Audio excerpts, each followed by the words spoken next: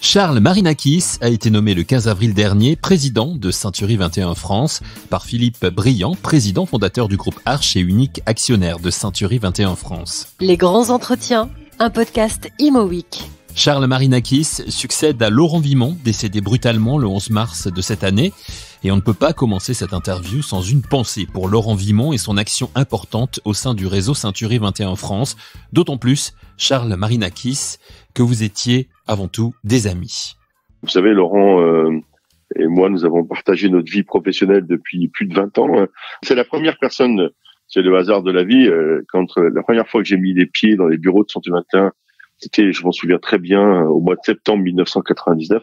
Et les deux personnes qui m'ont accueilli à l'époque, c'était donc Michel Trollet, le président fondateur de Century 21, et Laurent Vimont, qui était à l'époque directeur du développement. Vous voyez, donc on a une histoire commune professionnelle qui remonte à plus de 20 ans, et on a fait un parcours ensemble, un parcours qui s'est encore plus rapproché sur les dernières années, parce qu'effectivement, depuis 2013, j'assurais une direction générale adjointe qu'il m'avait d'ailleurs proposée, et puis en 2018, une direction générale unifiée que j'assumais avec une étroite collaboration avec lui, notamment dans l'écriture, la détermination de la stratégie et des business plans de Century 21 France, si vous voulez. Voilà. Donc, bon, on avait évidemment une relation professionnelle forte et on avait construit en parallèle de ça une relation amicale à laquelle on était très attachés, même si nous avions des personnalités, des tempéraments assez forts tous les deux, mais du coup, ça donnait une alchimie assez intéressante. Voilà.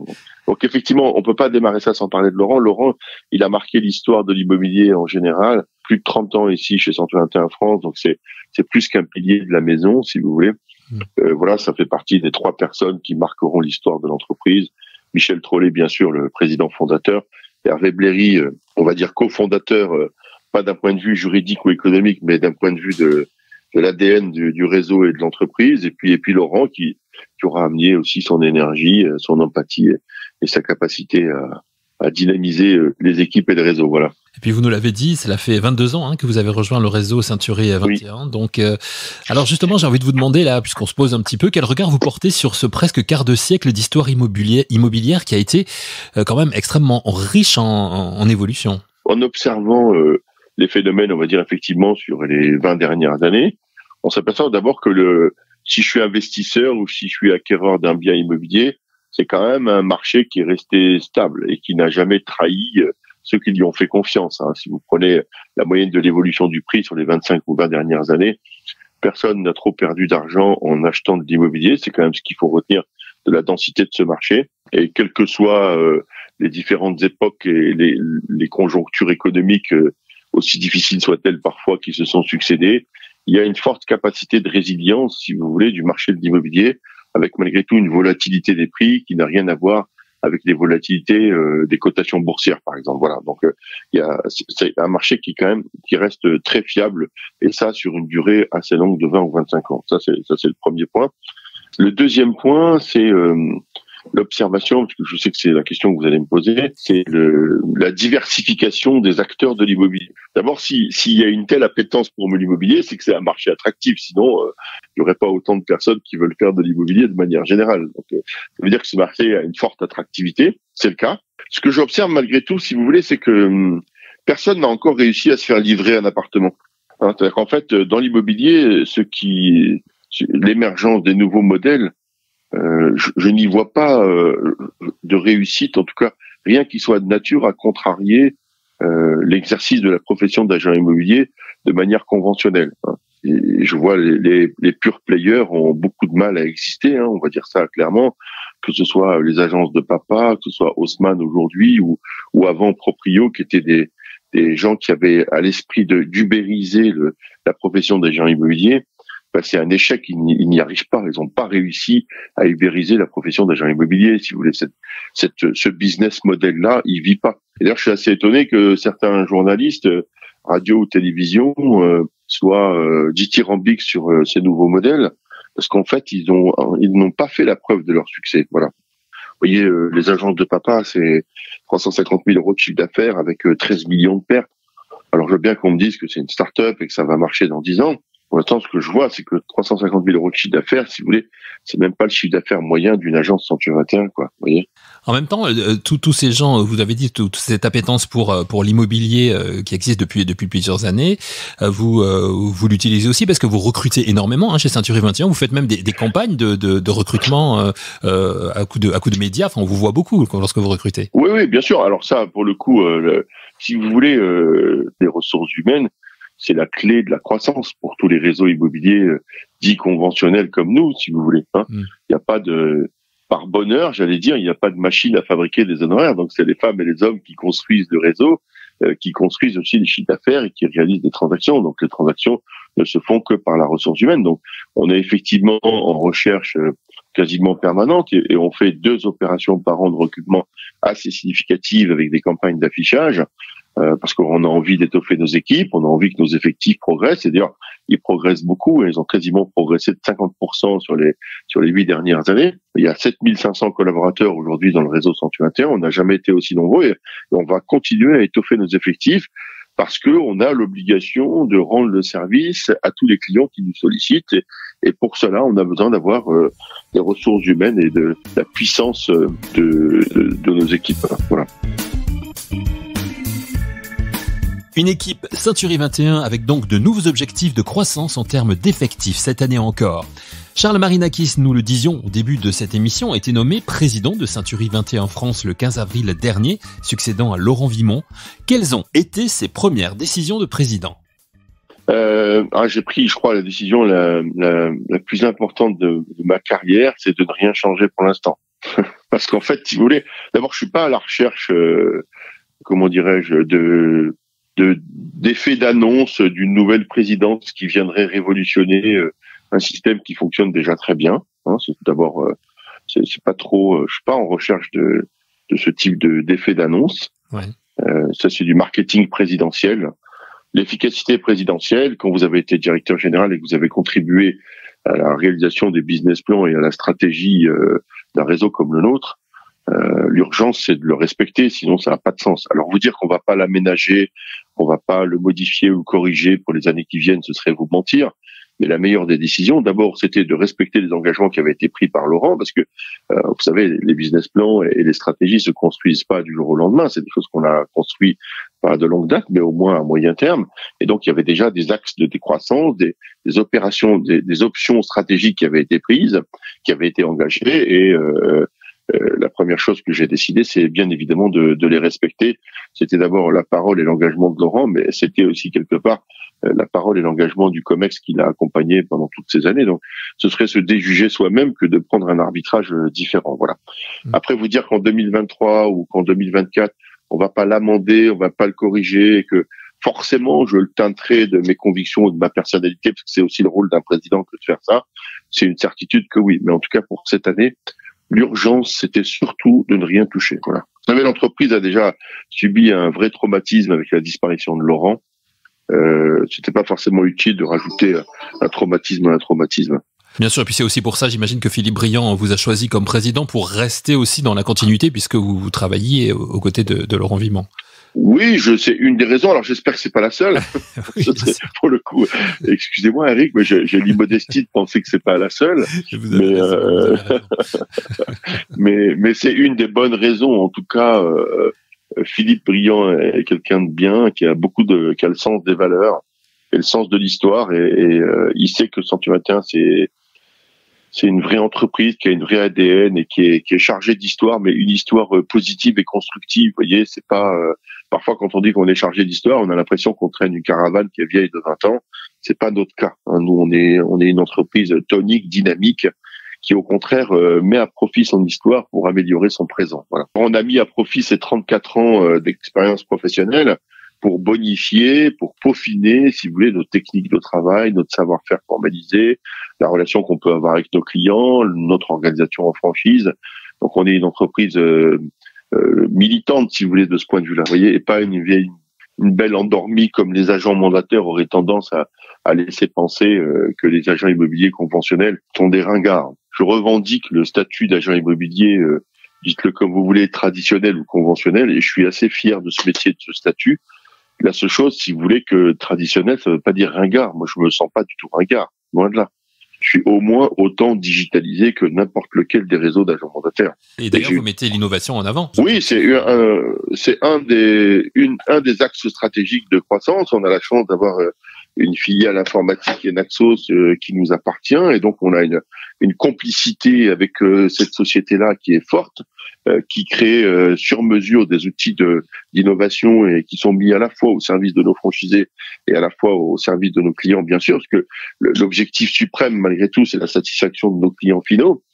Et on a de cesse, effectivement, on avait d'ailleurs lancé un très grand programme, dit programme Oxygène, depuis de nombreuses années, et on a fait des gros investissements dans l'innovation et dans la rénovation, la digitalisation et l'innovation de nos outils. Donc, non, moi je suis un agent immobilier conventionnel, très heureux, très digitalisé. Voilà, juste qu'on arrête de nous prendre pour des ringards et d'essayer de penser que parce qu'on est resté avec des façades sur rue et qu'on est très immergé dans la vie de notre cité et qu'on fait visiter des clients, on est devenu ringard. C'est une vue de l'esprit. D'ailleurs, c'est pas ce que dit le marché, mais bon. On comprend en vous écoutant que effectivement les relations entre agents immobiliers et mandataires, c'est pas au beau fixe. Aujourd'hui, vous revendiquez un professionnalisme que vous leur reniez, c'est ça? Je revendique un professionnalisme et surtout une présence terrain, si vous voulez, une existence dans la cité. Nous, je considère que les agents mandataires, si vous voulez, pour la majeure partie d'entre eux, ils font le métier d'agent immobilier à titre accessoire et pas à titre principal. C'est comme ça que c'est organisé, hein, si vous voulez. Ce sont des gens qui, soit parce qu'ils ont choisi un mode de vie qui leur est propre. Alors je dis pas qu'il y en a pas qui font ça à 100% de leur temps. Je dis juste que c'est pas la majorité. La grande majorité d'entre eux font ça à titre accessoire et pas à titre principal. Quand je dis accessoire, c'est que certains gens ont déjà un autre travail et parce qu'ils gagnent pas suffisamment leur vie ou parce qu'ils veulent la gagner davantage, ils deviennent agents immobiliers le soir à partir de 18h ou le week-end en faisant des transactions. Ok, pourquoi pas.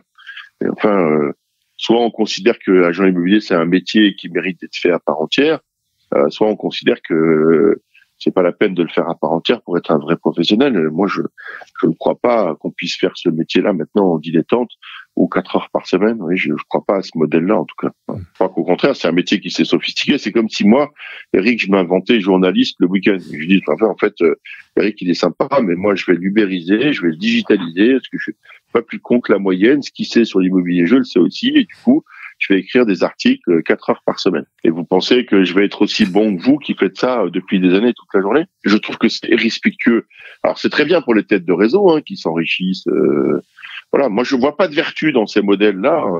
Dans les modèles d'agents, je vous ai dit, les pure players, je les vois en grande difficulté financière et ils ont tous été obligés de changer leur modèle parce que leur histoire de visite virtuelle, etc., on voit bien que ça fonctionne pas. Et puis les agents mandataires, alors ils ont réussi, c'est vrai, à amasser des forces commerciales assez impressionnantes avec un turnover que vous connaissez, mais je vois pas ce qu'il y a de vertueux dans ce modèle, ni socialement, ni professionnellement, ni économiquement.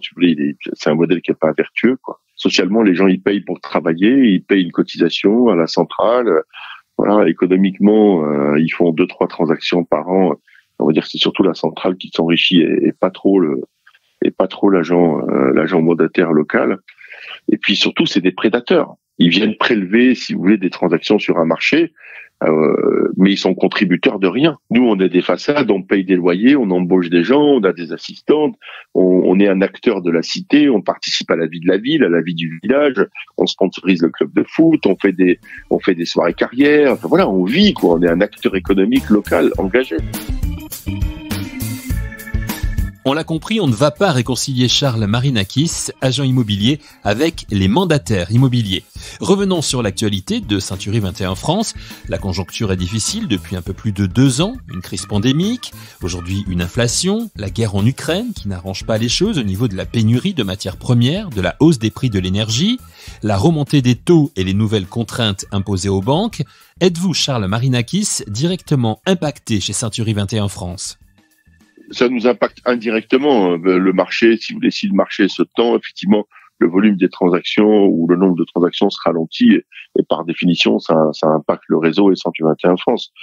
Là, notre capacité à agir, à part de continuer à être très professionnel et très sur le terrain, elle est assez limitée.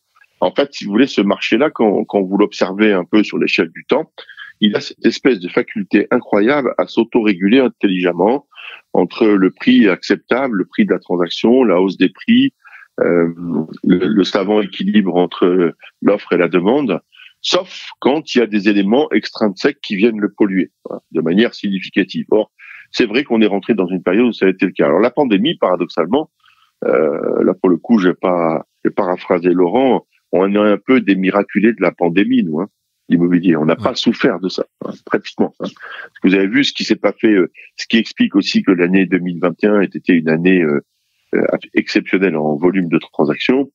Incontestablement, c'est dû à la tonicité générale du marché de l'immobilier, mais c'est aussi dû au fait que certaines transactions qui n'ont pas pu se réaliser en 2020, si vous voulez, se sont aussi déportées sur 2021.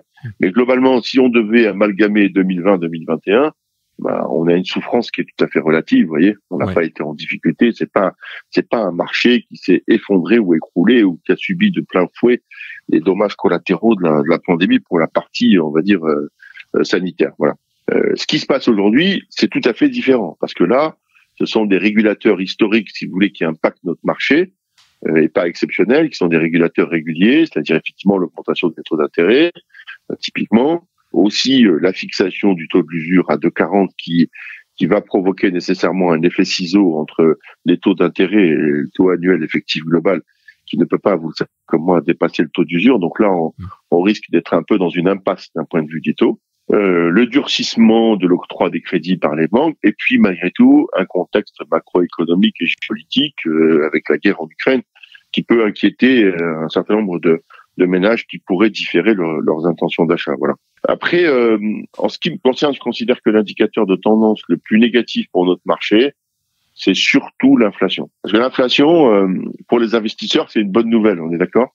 Mais pour les primo-accédants ou les secondo-accédants, il va y avoir à un moment donné un enjeu de reste à vivre. Vous avez cette fameuse notion du reste à vivre qui fait que même si on consacre 25 à 30% de son budget à l'immobilier, les Français consacrent, vous savez que c'est la plus grosse dépense des ménages, entre 25 et 30% du budget des ménages est directement consacré au logement. Mais après, il risque d'y avoir une difficulté de reste à vivre, si vous voulez. Si on a le coût de l'énergie continue à augmenter, le coût des déplacements continue à augmenter, le coût des denrées alimentaires continue à augmenter, le coût des travaux que vous devez faire éventuellement dans une maison. Là, vous aviez 10 000 euros de travaux à faire.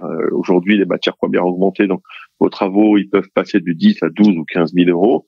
Et à mon avis, le danger, s'il y en a un qui pourrait guetter le marché de l'immobilier, c'est cette notion d'inflation et de reste à vivre. Voilà, parce que si c'est pas accompagné soit d'une augmentation des salaires, soit d'une meilleure maîtrise des frais de vie au quotidien, on risque là effectivement d'avoir une difficulté sur les montants que les ménages français pourraient consacrer à l'immobilier. Ouais. J'aimerais qu'on parle aussi un petit peu des entreprises et des commerces, puisque vous avez créé la branche Ceinture et 21 entreprises et commerces. Donc là aussi, la crise pandémique a provoqué des changements d'usage des Français, le télétravail également, les bureaux ont été particulièrement touchés. Alors, quelle est la situation de cette branche Ceinture et 21 en cette année 2022 ? Pour le coup, il faut vraiment distinguer deux branches. La partie immobilier d'entreprise avec tout ce qui est bureau, entrepôts, locaux d'activité et la partie commerce.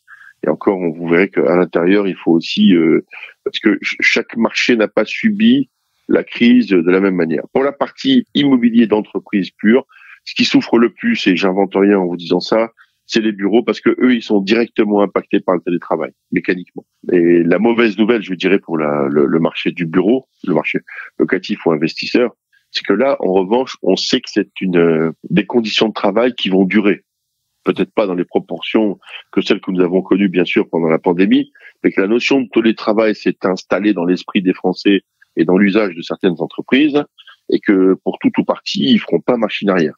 Et que donc, il va falloir aujourd'hui que le marché du bureau s'adapte, si vous voulez, à cette vacance du télétravail. Du coup, ça tend un peu le marché locatif avec des millions de mètres carrés qui sont disponibles, notamment autour des grandes agglomérations. Paris, entre autres, vous connaissez tous l'exemple de la Défense qui est très très affaiblie, puisqu'on considère que 40% des gens qui fréquentaient la Défense n'y vont plus. Physiquement, ils ne se déplacent plus dans les tours de la Défense. Du coup, tout ce qui vit autour a été directement impacté par ça. Voilà. Les locaux d'activité, les entrepôts, paradoxalement pas trop affectés. Je dirais même presque tirent plutôt leur épingle du jeu, on va dire ça comme ça. Et après, dans la partie commerce, alors là, il y a deux sujets. Il y a le sujet des métiers de bouche, tout ce qui est café, hôtel, restaurant, Alors eux qui ont beaucoup souffert, vous le savez, depuis mars 2020, oui, avec les fermetures successives, les conditions sanitaires d'exploitation. Là, ça va mieux. Je parle notamment des grandes villes. Paris, ça va mieux. Les touristes sont de nouveau au rendez-vous. On peut aller au restaurant sans masque, sans passe sanitaire, etc. Donc là, les conditions d'exploitation sont redevenues quasi normales. Donc, ils ont une vraie bouffée d'oxygène et ça commence à aller beaucoup mieux. Même si Madame le maire de Paris a refusé, je crois, 6 ou 10 000 autorisations de terrasses éphémères, pour des raisons qu'on ignore, mais bon, c'est comme ça. Mais là, ça va beaucoup mieux. Ça a beaucoup souffert, ça va beaucoup mieux. On aura forcément la difficulté du PGE. Vous savez que les échéances de PGE vont arriver pour toutes ces exploitations-là. Et à un moment donné, il y aura le sujet. Voilà. Et après, si on veut rentrer dans le détail de l'activité commerce, il y a toutes les autres activités qui sont pas des activités de café, hôtel, restaurant, qui sont très en souffrance malgré tout, par contre. Voilà. Bien davantage que les CHR. D'abord, ils ont été moins bien accompagnés, moins bien aidés que les cafés, hôtels, restaurants pendant la période de pandémie. Et eux, ils souffrent là, pour le coup, très significativement du e-commerce, quoi. Ce qui n'est pas le cas des restaurants. Voilà. Par rapport justement à ce qui est votre expertise de l'immobilier, et puisque vous êtes président et qu'un président a toujours une vision, comment est-ce que vous voyez les choses évoluer à partir de tout ce que vous venez de nous dire, D'après ce que je comprends, vous êtes quand même plutôt optimiste. Oui, alors d'abord c'est ma nature d'être optimiste. Je suis un optimiste de nature, et encore une fois, je considère qu'on a la chance de l'observation. On peut découler la stratégie, si vous voulez. Il y a une résilience. Moi, ce marché, je lui connais de l'immobilier. Si on reste sur la transaction résidentielle, pour la partie professionnelle, il y a beaucoup de facteurs qui rentrent en jeu, donc c'est peut-être un peu plus compliqué d'avoir une vision stratégique à très long terme. Et sur le marché de l'immobilier résidentiel, encore une fois, je fais le constat des 25 dernières années, c'est des marchés de résilience qui ont quand même une résistance aux phénomènes conjoncturels assez forte, sauf quand vraiment il se passe quelque chose de grave. Et je vois pas ce qui ferait que ça vienne perturber ce bon fonctionnement et cet équilibre que ce marché est capable de trouver tout seul entre offre et demande, où il s'autorégule. Le facteur de fond stratégique qui soutient le marché de l'immobilier depuis 10 ans, c'est pas les taux d'intérêt, ça c'est une vue de l'esprit. Les taux d'intérêt, c'est un régulateur de marché. C'est pas un facteur déclenchant du marché. Le facteur déclenchant du marché, c'est l'organisation sociétale et sociale de la société. C'est-à-dire, en fait, l'émergence, si vous voulez, de la démographie qui est puissante depuis des années en France. Vous savez qu'on est passé de 50 millions à quasiment 67 millions sur les 30 dernières années. Donc là, il y a un facteur démographique qui est extrêmement puissant et qui crée la dynamique de fond, si vous voulez. Et qu'à un moment donné, quand il va falloir loger les gens, il va falloir les loger. Oui. C'est mécanique. Quand vous êtes 67 millions, il y a une demande de logement qui est supérieure que quand vous êtes 50 millions. D'autant que la société, vous le savez, d'un point de vue sociétal, c'est un peu réorganisé, en particulier avec les familles monoparentales qui ont augmenté les besoins de logement d'environ 25% à peu près. Voilà. Donc, voilà. Alors, quand vous savez que l'immobilier neuf est un petit peu circonscrit autour de 300 000 logements par an, là où il en faudrait au minimum 500, et encore 300 000, c'est dans les bonnes années, là.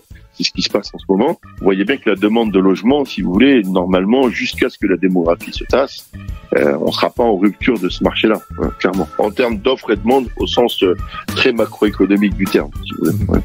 Merci à Charles Marinakis qui a accepté d'accorder une de ses premières interviews de président de Century 21 France à Imo Week.